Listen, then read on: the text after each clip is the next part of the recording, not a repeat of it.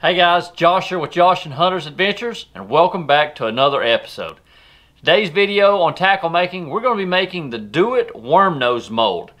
If you throw Kitex or any paddle tail swim bait, this is an awesome mold to pour for your swim baits. Let's go ahead and check it out. Okay, let's go ahead and take a look at this mold by Do It. It is the Worm Nose Jig Mold. Model number is WRM-6-SLA. And we'll go ahead and open it up, take a look.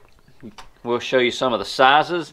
It goes all the way down to a 1/16, which calls for a number 1, all the way up to a 3/8, which would accept a 5/0. As you can see, it does have a screw lock. We will be using the screw lock today. I really like this screw lock right here. It's just the small one that Do It makes.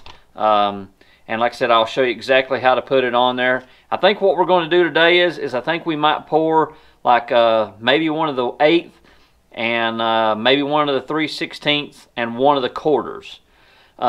So what we're going to use today in the 1/0 is we're going to be using a Eagle Claw Little Nasty. Okay, this is in the 1/0. You can see right there. This is a really good hook. I like this. I'll show you the shape of it here in just a minute, but it's a little bit different if you're not familiar with it. And for the 3/16 and the 1/4, I'm going to be using the Eagle Claw 570 BPM, the Platinum Black 2/0. It calls for a 3/0 in the 1/4, but for the Kitex that I throw, it just seems to work a lot better with a 2/0. So I'll be using the 2/0 today. But let's go ahead, and I'm going to go ahead and heat the mold up as you've seen on our other videos, and get it ready to pour, and then we'll come back and get the hooks and the screw locks loaded up to pour. Okay, we've got our mold good and hot, so I'm going to go ahead and show you the difference in these hooks. This is the 1/0. You can see there how it's a little bit different compared to the 2/0. This one, the Little Nasty, is sort of like a sickle style hook. I like it. A little different design. I don't know that it really makes the hookup ratio any different at all. But as you can see here, this is the screw lock. And the way that you put these on there, this piece actually goes up in the head. So what you do is you take your hook and you feed it through the actual spring there. And I will take it and just lay it right down in there, just like that. And we'll do another one. Sometimes they can be a little bit finicky to lay down in there. See how that one didn't want to go as perfect as the other one. There we go. Now, one more. Again, you'll take the long shank piece that's going up in the mold. You'll feed straight through the hole right there. And we'll lay it right in there. Now, we'll take this over to the lead pot, and we'll go ahead and pour these. Okay, so we're over here at the lead pot. We're going to go ahead and give these a pour. There's hole number 1. You just fill it to the top. Hole number 2. And hole number 3. And we will take it back over the table and take a look at what they look like. Okay, we're going to take a look at these, open the mold up and see what we got. There we go, they look good. Go ahead and take them out.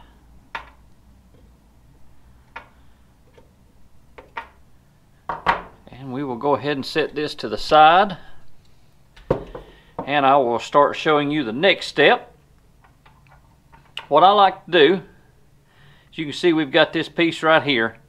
This extra piece, and I'll just take a pair of side cutters and just snip it off right there at the end. And you can see where it leaves that little bitty piece on there, that jagged edge. What we'll do is we'll get a file,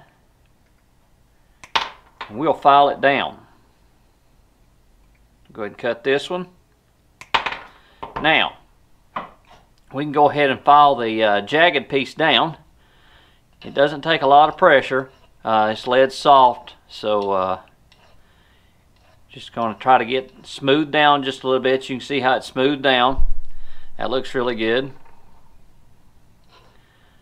Do this one same way.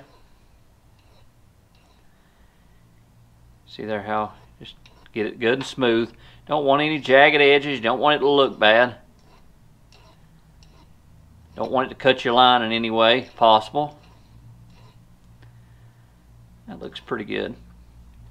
Now, the next step that we're going to do is we're going to be painting. I've got a color that I've been working on a little bit. I think you guys may like, I want to share with you. It's sort of like a mixture between a chartreuse shad and a sexy shad. So let's go ahead and get our powder paint ready, and I'm going to show you how to paint them. Okay, so let's go over what we're going to be using color-wise. Like I said, today we're going to be using Protect powder paint. This is one of the colors that we're going to be using, and it is called Powder Blue. The main base color that we're going to be using is a pearl, and then we're going to be using a little bit of a chartreuse. So what we're going to do is we're going to have to heat the head up just a little bit, and the way we're going to do that is we'll fire this torch up right here, and it doesn't take a lot of heat at all, okay? And I always say, if anything, heat it up again if it doesn't take to the actual jig head. Does not take a lot of heat. You just take it in the powder paint and just give it a swish around really good in there. And basically what this is, if you're not familiar, it's basically like powder. And then for what we're going to do is I'm going to try to do like a three-color option here. And this is chartreuse. So what I want to do is I want to put the chartreuse on the bottom, okay? I've got a paintbrush here that I'm going to use. And I dip this paintbrush down into the powder paint and I just lightly dust it. Just like that right there. And what I'll do is I'll run it back over the paint or over the heat to cure the paint, okay? Then the blue is for the top, okay? So I heat the top of the head up just a little bit. I'll take my paintbrush, sort of clean it off just a little bit, and I'll dip it into the powder, and I'll just lightly dust the top. And I will show you the color that we come up with.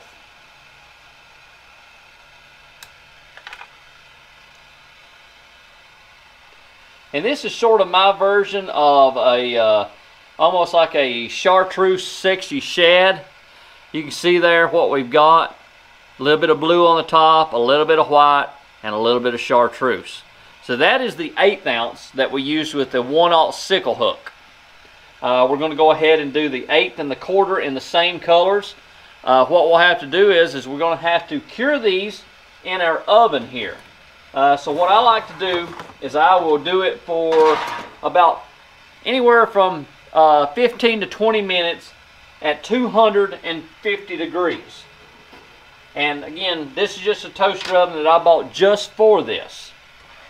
Now next, we are going to do our 1/8 ounce, or I'm sorry, our 3/16.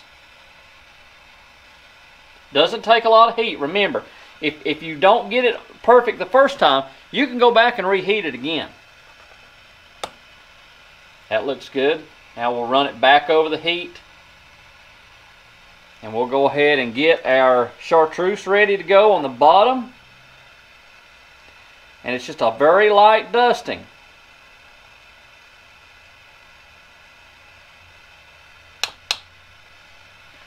Run it back over. Sort of heat the top of the head up just a little bit for the blue. Again, dip it in the paint. And just very, very lightly across the top.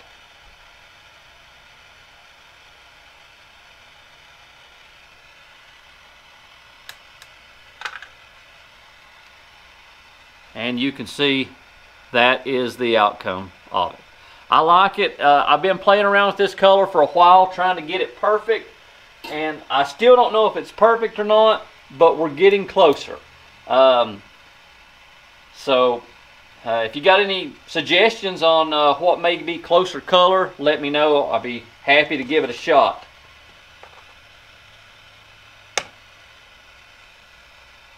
There's the pearl base. Now we're going to do the chartreuse on the bottom.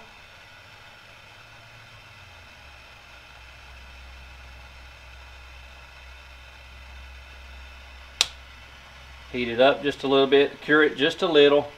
Get the head ready to go on top.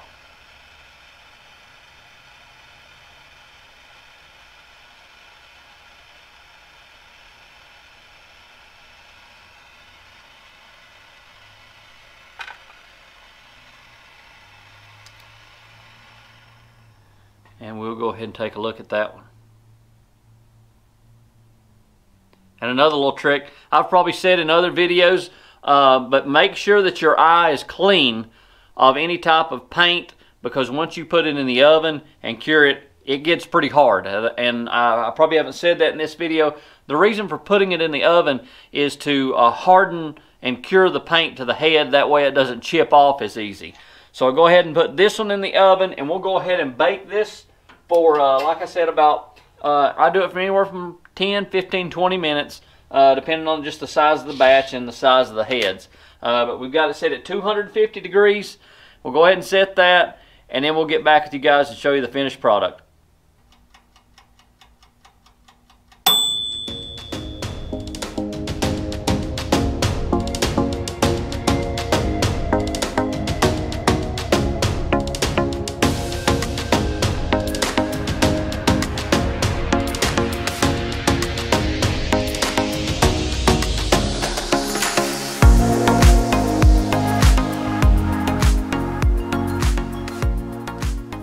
Okay guys, we got it all cured up in the oven.